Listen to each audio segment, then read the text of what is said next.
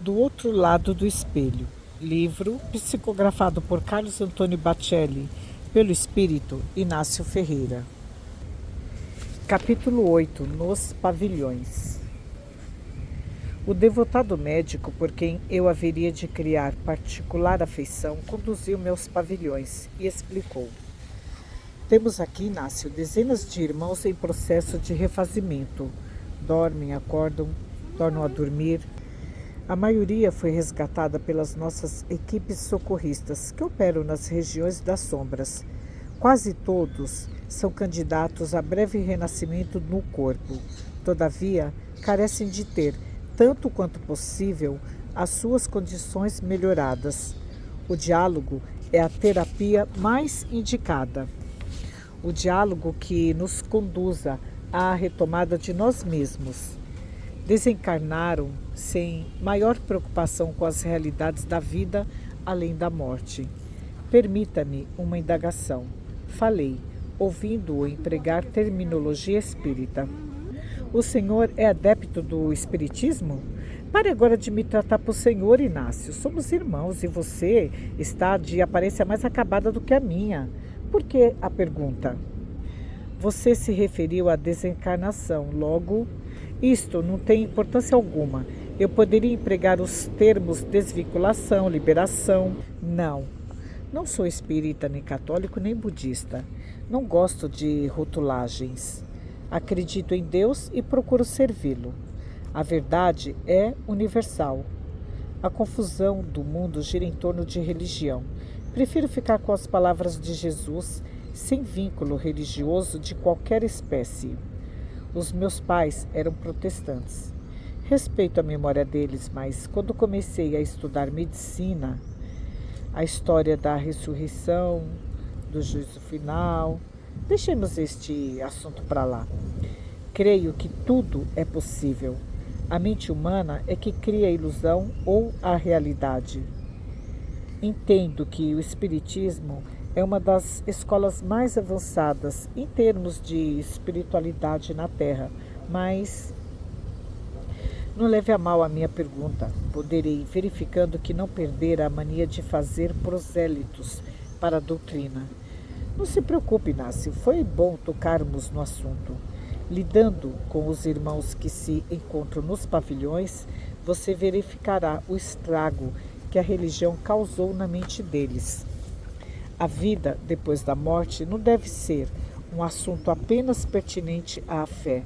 Eu não sei se o espírito leva mais tempo para deixar de ser incrédulo ou se para se corrigir das distorções do fanatismo religioso.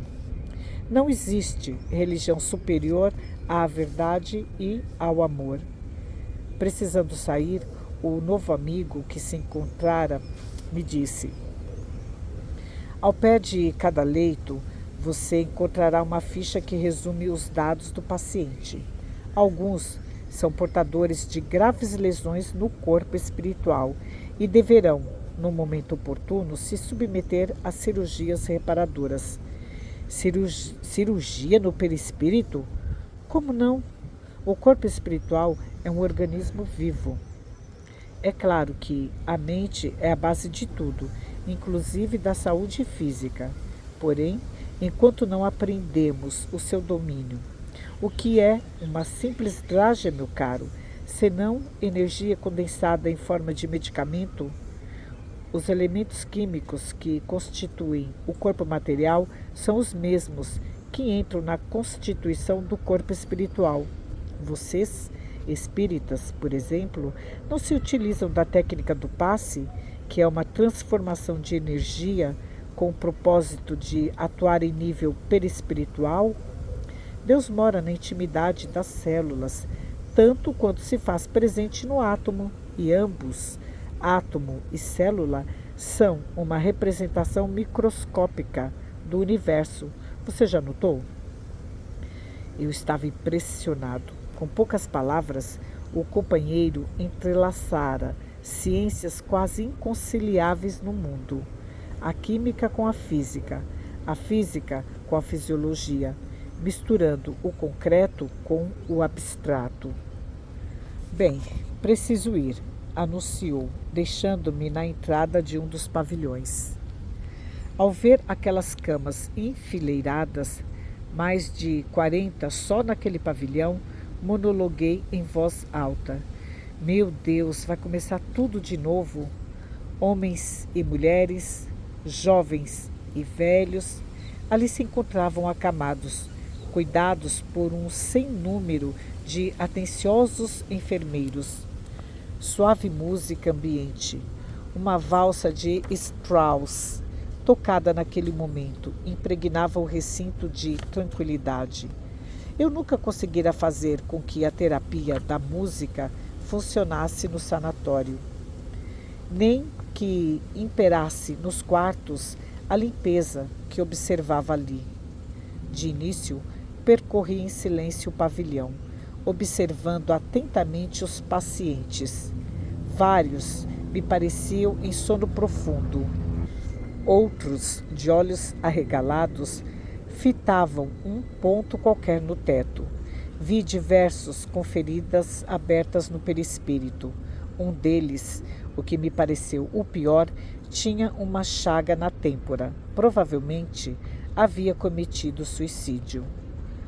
Parando próximo ao leito de um senhor que aparentava uns 70 de idade, li a prancheta. Deixou o corpo há mais de 15 anos. Formação católica. Recusa-se a aceitar que não esteja no céu. Apresenta crises de demência não definidas. Data de internação. A ficha do paciente informava que ele estava internado na instituição havia 2 anos, sem apresentar quase nenhuma melhora. Aproximei-me da cabeceira do leito e chamei-o pelo nome. Luiz, Luiz, acorde, você precisa despertar. Insisti, pousando a destra espalmada sobre o seu tórax. Não perca mais tempo, meu irmão. Onde é que você está? Onde é que você vive? Onde você se refugiou?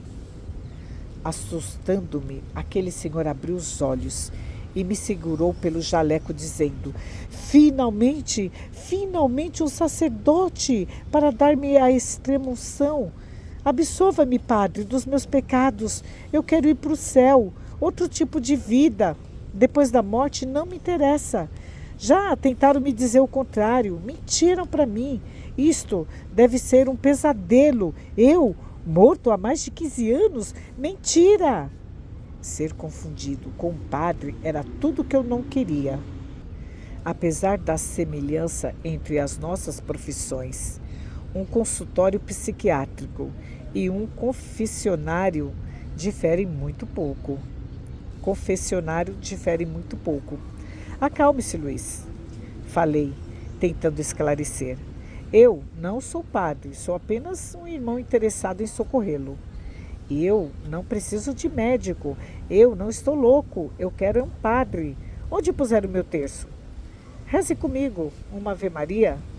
Confesso-lhes que eu não poderia satisfazê-lo, ainda que fosse um simples Pai Nosso. Eu não era um homem de oração, ainda mais orar em voz alta.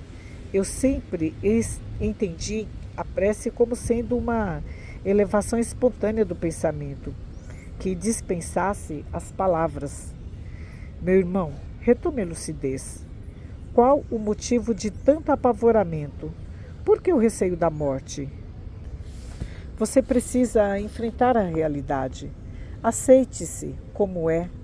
Deus não é um pai vingativo.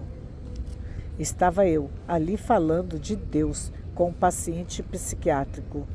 Inútil a divergência entre a psicanálise e a religião. Fé e ciência se misturariam sempre. Eu não tinha teorias médicas que pudessem valer-me naquele instante. Aquele homem não queria um diagnóstico, ele queria a cura. Eu poderia mudar de nomenclatura, mas no fundo seria a mesma linguagem. Realidade? Questionou Luiz, com os olhos que me fitavam, mas não me viam. De que realidade você está falando? Da sua, não é? E a minha? Como é que fica?